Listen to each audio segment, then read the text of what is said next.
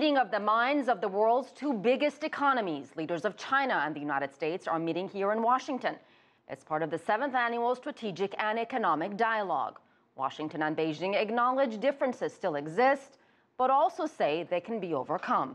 CCTV's Roee Ruttenberg joins us with more on day one. So, Roee, the leaders wasted no time getting right down to business. That's right, and it was a very full day of business. There are actually three tracks here: the strategic track, the S, and the economic track, that's the E. There's also the consultation on people-to-people exchange, which is another important element in bridging the gap between the two nations. A lot of work, as I said, Asier, has been done, but there's also a lot of room for cooperation.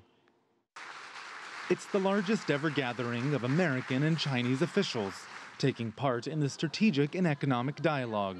The aim, promoting greater cooperation between the world's most developed economy and its most developing one. Both sides know there are obstacles. There will be intense competition. We will have intense disagreements. That's the nature of international relations.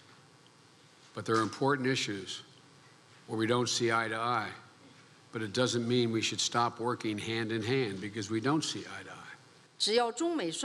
As long as our two countries adopt an overall perspective, respect and accommodate each other's core interests, and be committed to a constructive approach to reduce misunderstandings and miscalculations, we can manage our differences and maintain our common interests. Common interests like containing nuclear activity in Iran and the Korean Peninsula. Biden praised China's role there, as well as its contribution in the fight against global terrorism and the push for peace in Afghanistan and Sudan. But the differences have been a source of public tension. Disagreements like China's role in the South China Sea and cyber hacking, with both sides accusing each other of not doing enough to fight it and even engaging in it. Still, both sides agree that as the world's two biggest economies, cooperation is crucial. Both our nations also have a strong stake in the international financial architecture, and we believe China should work with us to maintain and advance high standards in international financial institutions as we address the challenges of the 21st century together. It's normal that China and the U.S. would disagree during these kinds of exchanges. Economic cooperation is about the exchange of interests, so it would be unusual to not have disagreements. There's a Chinese saying, even among brothers, accounts should be settled without ambiguity, not to mention among two countries.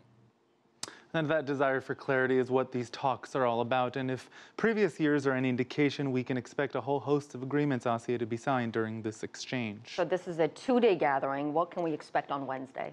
Well, we can expect a lot more of these meetings to continue. Again, these are happening behind closed doors, so we're not really sure what the specific content is that's being discussed. We're getting information from both sides. We understand that there's a special session on ocean preservation. The U.S. Secretary of State John Kerry and the Chinese Vice Premier Wang Yang will be delivering open remarks at that session. We're also expecting a closing session where we may hear about some of these agreements that were signed, both sides pushing for increased cooperation. And the U.S., I should also note, praising the openness, the greater openness of China's market.